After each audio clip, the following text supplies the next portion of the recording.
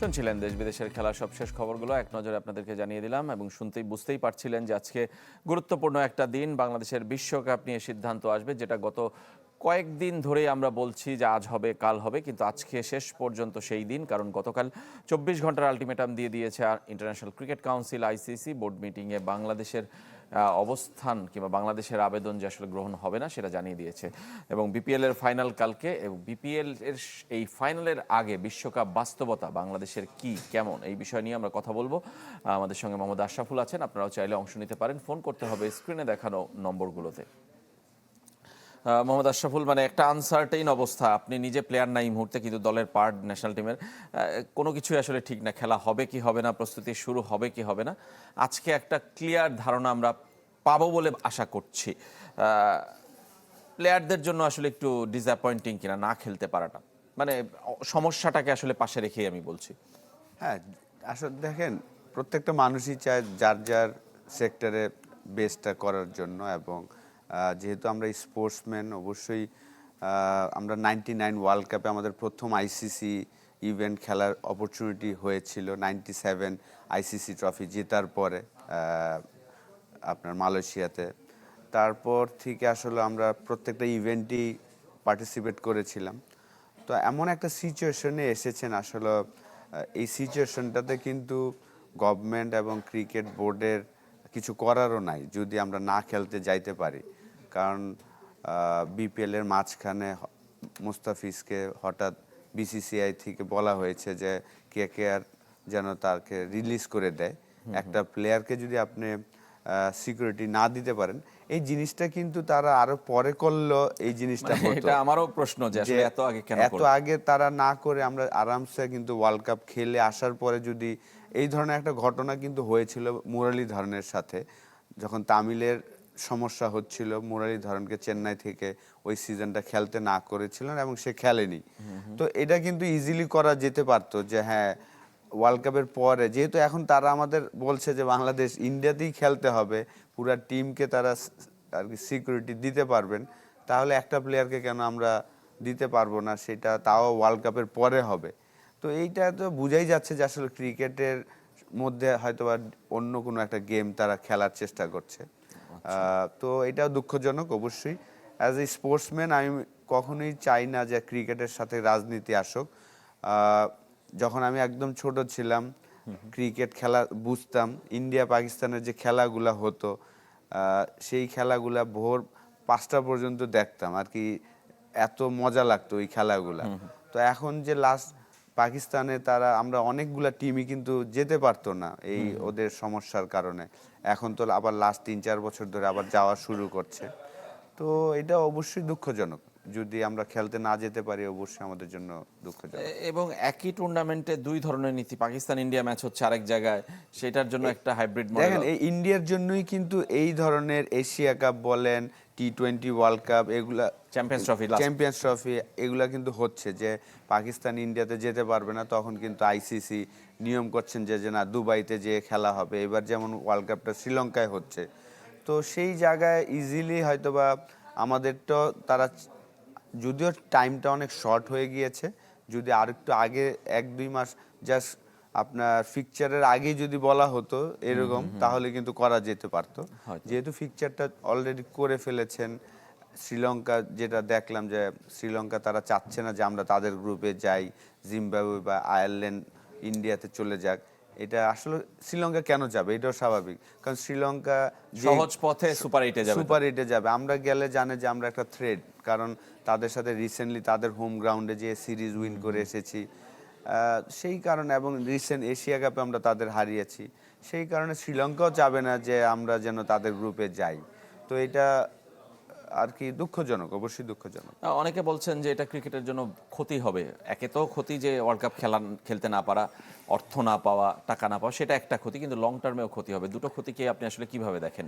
Definitely আপনি যদি ক্ষতি চিন্তা করেন, অবশ্যই ইন্ডিয়া ক্রিকেট বোর্ডের সাথে তো আসলে কোনো ক্রিকেট বোর্ডই হয়তোবা কোনো কিছুতে পারা সম্ভব না। কারণ আপনি যদি দেখেন যে 2007 থেকে মনে হয় 8 থেকে আইপিএল শুরু হয়েছে, তো লাস্ট 10-12 বছর আপনি যদি আইপিএল এর সময় দেখবেন 2 মাস ইন্টারন্যাশনাল ক্রিকেট কিন্তু হয় না, কারণ তারা সবগুলা দেশ থেকে ক্রিম প্লেয়ারদের নিয়ে ফেলেন এবং ওই আইপিএল এর সময় কোনো ইন্টারন্যাশনাল ম্যাচই কিন্তু হয় না।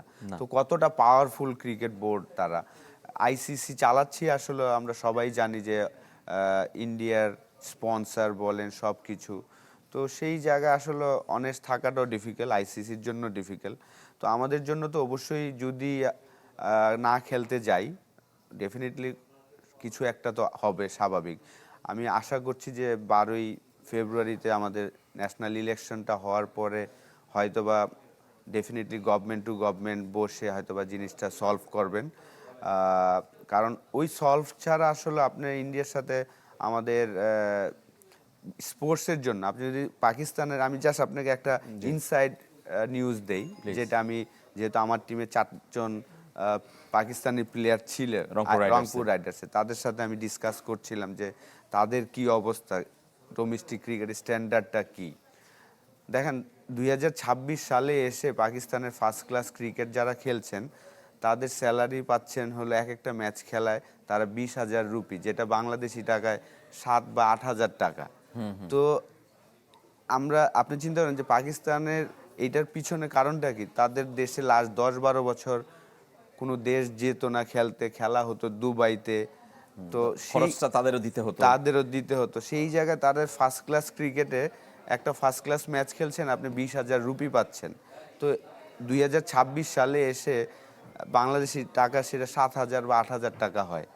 তো অবশ্যই আমাদের আশা করি এরকম হবে না, কিন্তু এরকম যদি হয় আর কি কিছু করারও থাকবে না। মানে আপনি বলছেন যে একটা একঘরে হয়ে যাওয়া কিংবা বাংলাদেশকে বর্জন করা, এই সংখ্যাটাও আপনি দেখছেন। আমাদের দর্শক আছেন, আমরা একটা ফোন নিতে চাই। পরিচয় জানিয়ে আপনার প্রশ্ন অথবা মতামত জানাবেন। হ্যালো, আসসালামু আলাইকুম। ওয়ালাইকুম আসসালাম। জি, আমি সাফায়েত বলছি কলাবাগান থেকে।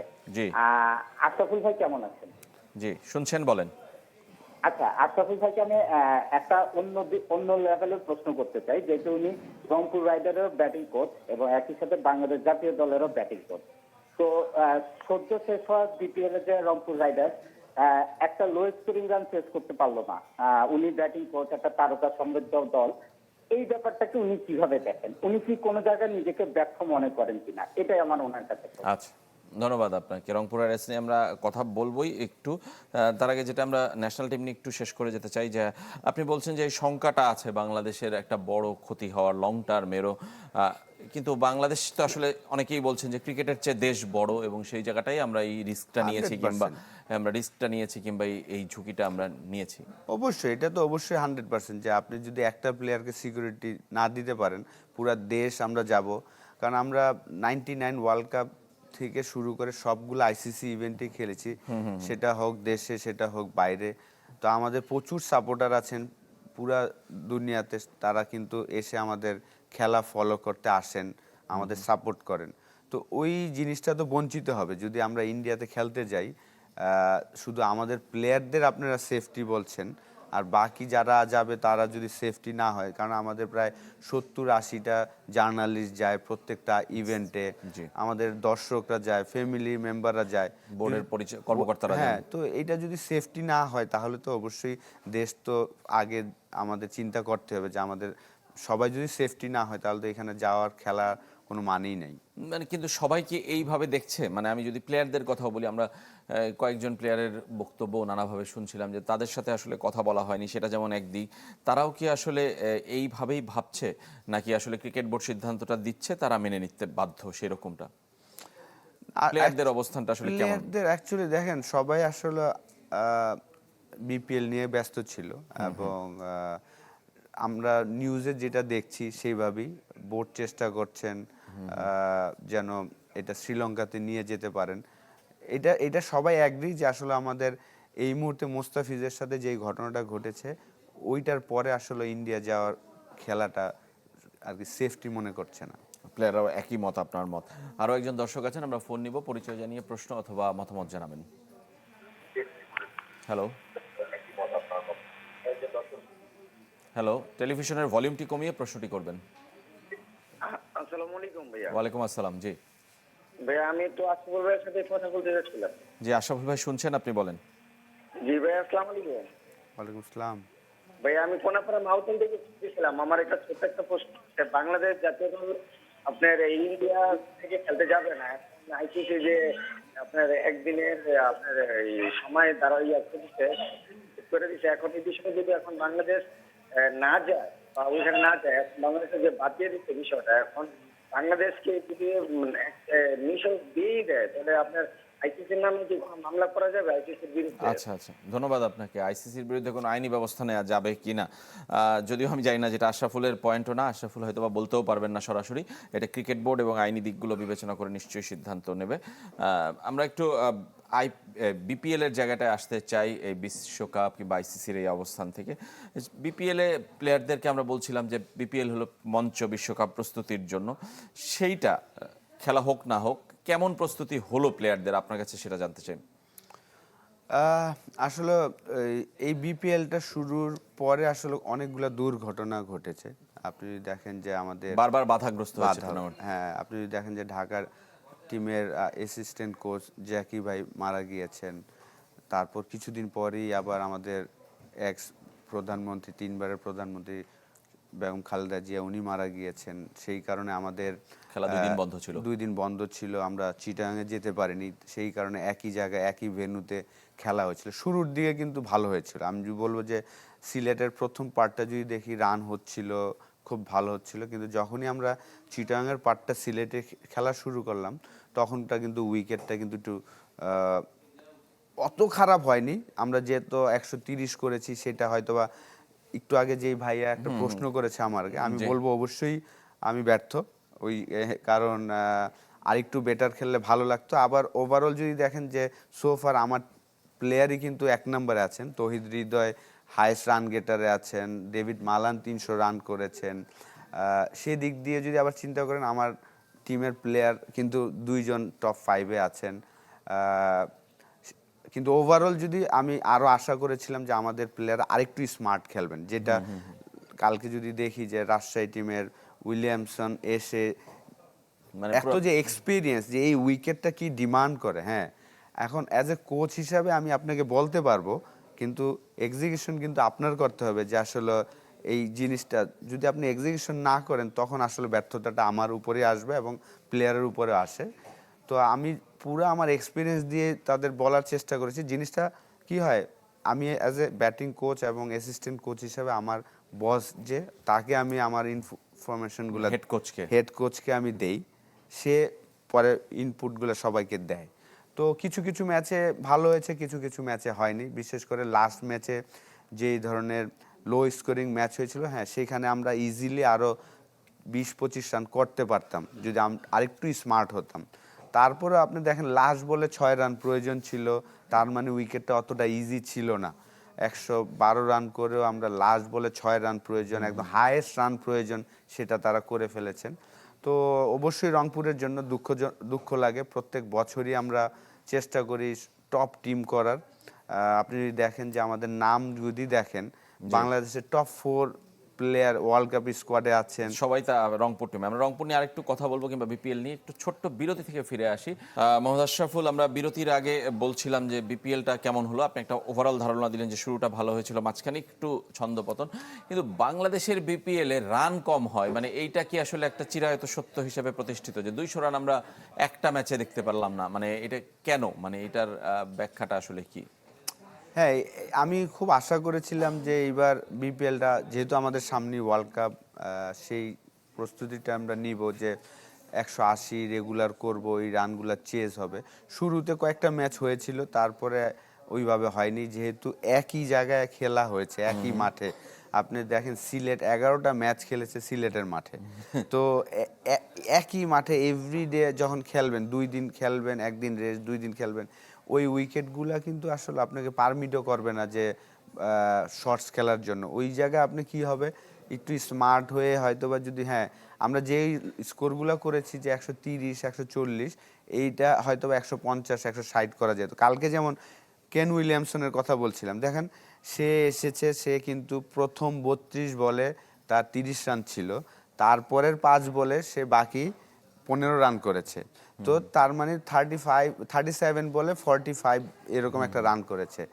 এবং টিমের রান হয়েছে 165, কিন্তু 80 রানে 5 উইকেট পড়ে যাওয়ার পরে ওই জায়গায় যদি নিশাম এবং কেন উইলিয়ামসন পার্টনারশিপটা না হতো, যদি আমরা হতাম হয়তো মারার জন্য যে ওই যে যেমন 120-30 শেষ 120-30 শেষ, কিন্তু ওরা এতই স্মার্ট ক্রিকেট খেলেছেন যে next 5 over just 1-2 run hard, তারপর বাউন্ডারি মেরে 165 করেছেন এবং সেটাই জয়ের জন্য যথেষ্ট। আমাদের প্লেয়ার এই জিনিসগুলো একটু আর কম চিন্তা করে আমার কাছে মনে হয়। আমিও করতাম না আমার সময়, আমি ওদের দোষ দিচ্ছি না, কারণ আমি যখন খেলেছি আমিও সেম ছিলাম।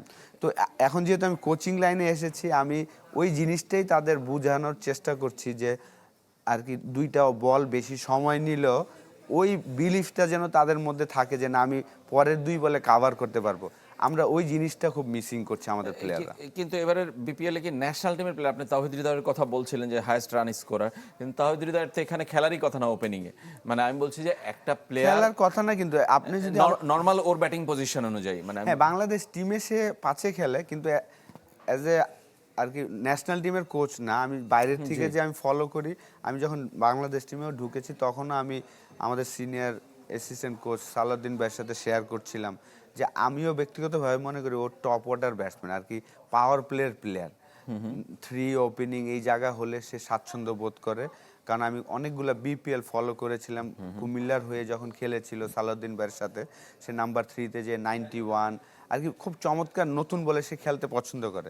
তো সেই কারণেই বললাম না যে আমার কাজ হলো আমি ইনপুট দেওয়া, আমি হেড কোচকে কিন্তু ডিসিশন তার নেয়ার এবং আমি আমার কোচকে ওই ইনপুটটা দিয়েছি এবং সে ডিসিশনগুলো নিয়েছে।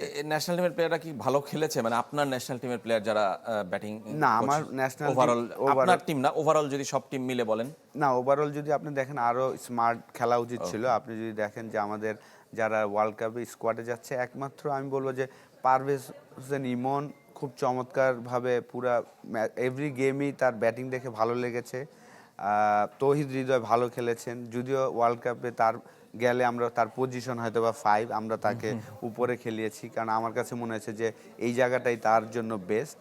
একদম শেষ প্রশ্ন, কালকে ফাইনাল রাজশাহী না চট্টগ্রাম, আপনি ফেভারিট কাকে কেন করবেন? দেখেন টিম হিসাবে যদি দেখেন রাজশাহী ফেভারিট, কারণ তাদের গোছানো একটা টিম, কিন্তু চিটাগাংয়ের বোলিং অ্যাটাকটা খুব ভালো।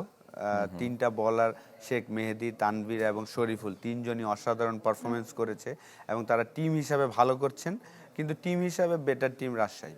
ধন্যবাদ আপনাকে মোহাম্মদ আশরাফুল আমাদের স্টুডিওতে আসার জন্য, সময় দেওয়ার জন্য।